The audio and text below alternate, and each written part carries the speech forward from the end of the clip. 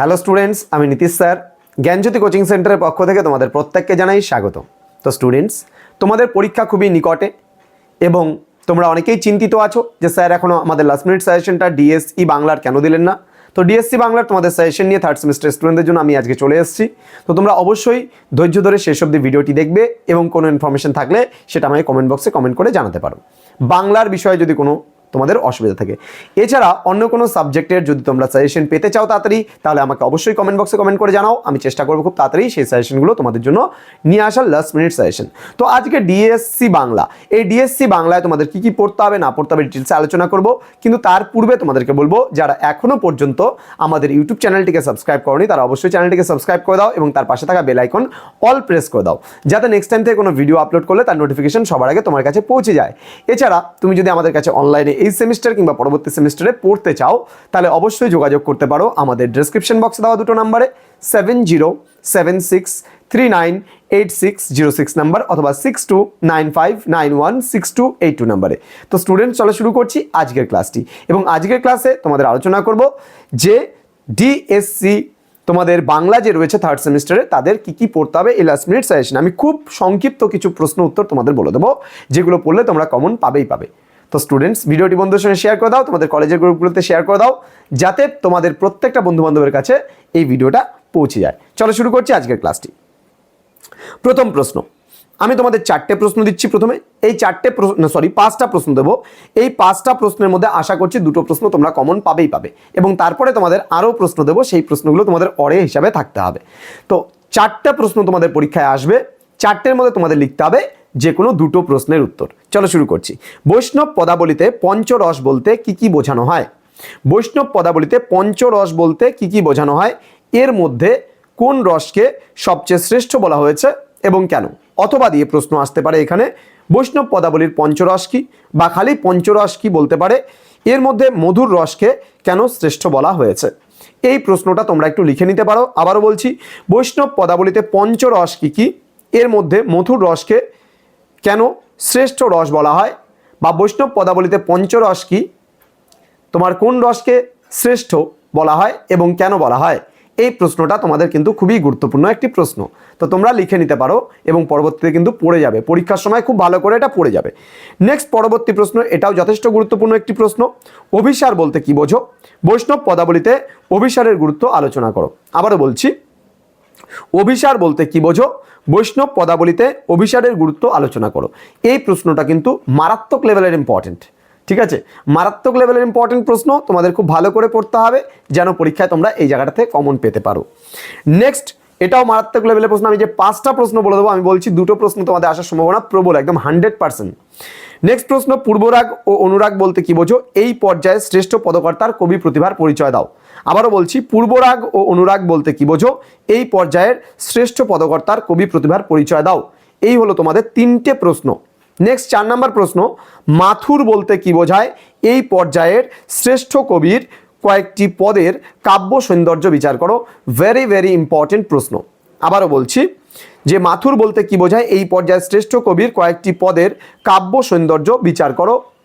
এই প্রশ্ন যে চারটা বললাম, আরেকটা প্রশ্ন আমি এর সঙ্গে দেব। বৈষ্ণব পদাবলীতে গৌরাঙ্গ বিষয়ক ও গৌড় চন্দ্রিকা পদ বলতে কি বোঝানো হয়? আবার বলছি, বৈষ্ণব পদাবলীতে গৌরাঙ্গ বিষয়ক ও গৌড়চন্দ্রিকা পদ বলতে কি বোঝানো হয়?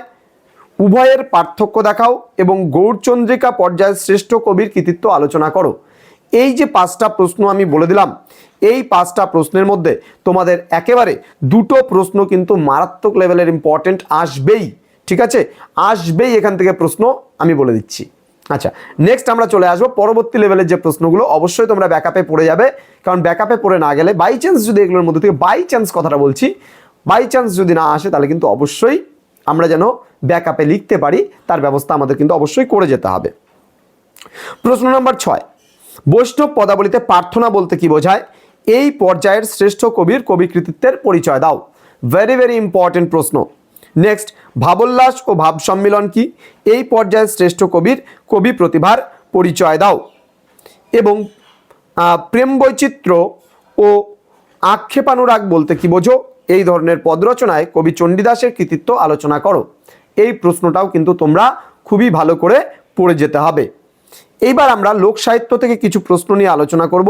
লোক সাহিত্যের যে প্রশ্নগুলো সেগুলো হচ্ছে, লোক সাহিত্য প্রবন্ধে লেখক যে চিরকালের স্মৃতি খুঁজে পেয়েছেন তা আলোচনা করো। দেখো, লোক সাহিত্য থেকে তোমাদের একটা প্রশ্ন কিন্তু দেবেই দেবে। সুতরাং লোক সাহিত্য কি বললাম, প্রবন্ধে লেখক যে চিরকালের স্মৃতি খুঁজে পেয়েছেন তা আলোচনা করো। পরবর্তী প্রশ্ন, লোক সাহিত্য প্রবন্ধে লেখক রবীন্দ্রনাথের যে মনোভাবের পরিচয় পাওয়া যায় তা আলোচনা করো। আবারও বলছি, লোক সাহিত্য প্রবন্ধে তোমার হচ্ছে রবীন্দ্রনাথের যে মনোভাবের পরিচয় পাওয়া যায় তা আলোচনা করো। পরবর্তী প্রশ্ন, ছেলে ভুলানো ছড়া প্রবন্ধে রবীন্দ্রনাথ ঠাকুর বাংলা ভাষায় ছেলে ভুলাইবার জন্য যে সকল ছড়া প্রচলিত আছে বা সেগুলির মধ্যে যে সহজ সরল স্বাভাবিক কাব্যরস ফুটে উঠেছে তার পরিচয় দাও। এই কটা প্রশ্ন তোমাদের আমি দিলাম, 10 থেকে 11টা প্রশ্ন। এই কটা প্রশ্ন তোমাদের লাস্ট মিনিট সাজেশনে কিন্তু থাকছে। নেক্সট আমরা চলে আসবো 6 নম্বরের প্রশ্নগুলো। 6 নম্বরের প্রশ্নগুলোতে বেশিরভাগই কিন্তু তোমাদের বৈষ্ণব পদাবলীর যে পদগুলো আছে সেই পদগুলো কিন্তু লাইন তুলে প্রশ্ন দেবে। যেমন উদাহরণস্বরূপ আমি বলছি, অব মথুরাপুর মাধব গেল কোন পর্যায়ের পদ, উদ্ধৃতাংশর তাৎপর্য লেখো। Very very important, of Mathurapur Madhab গেল। পরবর্তী প্রশ্ন, অমিয়া সাগরে স্নান করিতে সকলেই গেল ভেল। ভেল শব্দটির অর্থ কি, উদ্ধৃত অংশটির তাৎপর্য বিশ্লেষণ করো। পরবর্তী প্রশ্ন, রূপ লাগি আঁখি ঝুড়ে গুণে মন ভোর, উদ্ধৃতাংশের তাৎপর্য বুঝিয়ে দাও। বা বলতে পারে কোন পর্যায়ের পদ, পদটির ভাববস্তু সংক্ষেপে আলোচনা করো। পরবর্তী প্রশ্ন, এটা ভেরি ভেরি ইম্পর্টেন্ট প্রশ্ন, রাধার কি হইল অন্তরে ব্যথা, কোন পর্যায়ের পদ, উদ্ধৃত অংশটির তাৎপর্য বিশ্লেষণ করো।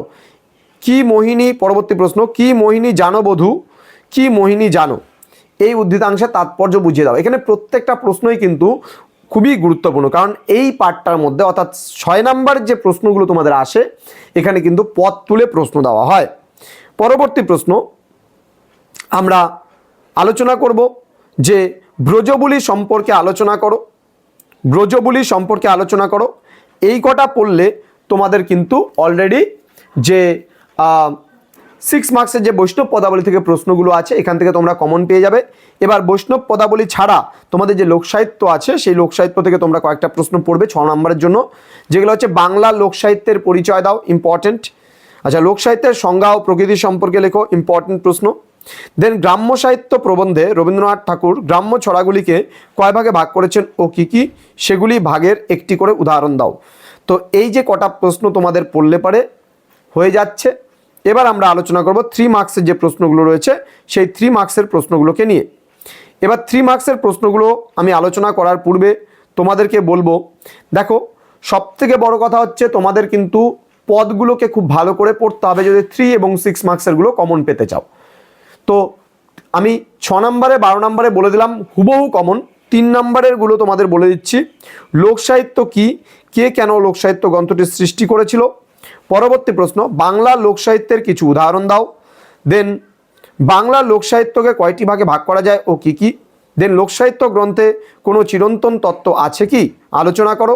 দেন লেখক কেন লোকসাহিত্যের ছড়াগুলিকে শিশু সাহিত্য হিসাবে নির্বাচন করেছেন।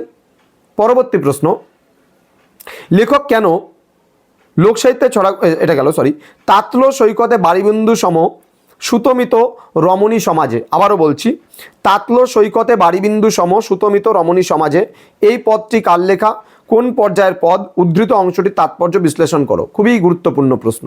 দেন মন্দির বাহির কঠিন কবাট, উদ্ধৃত অংশটির তাৎপর্য বিশ্লেষণ করো, ইম্পর্টেন্ট প্রশ্ন। দেন কণ্টক গাড়ি কমল সম পদতলে, লিখে নাও পদগুলো, আমি বারবার করে বলছি পদগুলোকে বারবার করে বলছি লিখে নাও, নাহলে কিন্তু প্রবলেম হবে। দেন নটবর গৌরকিশোর কাকে বলা হয়েছে, নটবর গৌরকিশোর কাকে বলা হয়েছে, কেন বলা হয়েছে, ঠিক আছে। আচ্ছা, দেন বলছে বধূ কি, মানে বধূ কি আর বলবো আমি, বধূ কি আর বলবো আমি, উদ্ধৃতাংশের তাৎপর্য বুঝিয়ে দাও। আচ্ছা, দেন তোমাদের পাঠ্যে রবীন্দ্রনাথ ঠাকুরের লোকসাহিত্য গ্রন্থটি কবে প্রকাশিত হয়েছিল, এই গ্রন্থে মোট কয়টি প্রবন্ধ আছে, এর মধ্যে প্রথম প্রবন্ধটির নাম কি। পরবর্তী প্রশ্ন, ছেলে ভুলানো ছড়া প্রবন্ধে রবীন্দ্রনাথ ঠাকুরের দোল দোল দোলনী ছড়াটির যে ব্যাখ্যা দিয়েছেন তা বিবৃত করো। তো এই যে কটা আমি প্রশ্ন দিলাম, এই কটা প্রশ্ন পড়লে তোমাদের কিন্তু আর বাইরে থেকে কোনো কিছু পড়তে হবে না স্টুডেন্টস। তো লাস্ট মিনিট সাজেশন তোমরা অনেকদিন ধরেই আমার কাছ থেকে চাচ্ছিলে, তো আমি তোমাদের লাস্ট মিনিট সাজেশনটা দিয়ে দিলাম। তোমরা খুব ভালো করে প্রিপারেশন নাও, খুব ভালো করে পড়ো, যাতে তোমাদের পরীক্ষাটা ভালো হয়। এবং পরীক্ষায় একটা জিনিস, হ্যাঁ, পুরো ফুল মার্কসের কিন্তু উত্তর করে আসতে হবে। তোমাদের 60তে পরীক্ষা হয়, 60 মার্কসেরই পুরো উত্তর করে আসবে। তো স্টুডেন্টস, তোমরা প্রত্যেকেই ভালো থেকো, সুস্থ থেকো। আর হ্যাঁ, পরবর্তী সেমিস্টারে যদি আমাদের কাছে পড়তে চাও অনলাইনে, তাহলে আগের থেকে অন্ততপক্ষে যোগাযোগ করো, একদম লাস্ট মুমেন্টে নয়। দেখা হচ্ছে তোমাদের সঙ্গে পরবর্তী ক্লাসে। তোমরা প্রত্যেকেই ভালো থেকো, সুস্থ থেকো। আর হ্যাঁ, আমাদের কন্ট্যাক্ট নাম্বার ডিটেলস দেওয়া আছে। Thank you so much, thanks for watching after all, thank you.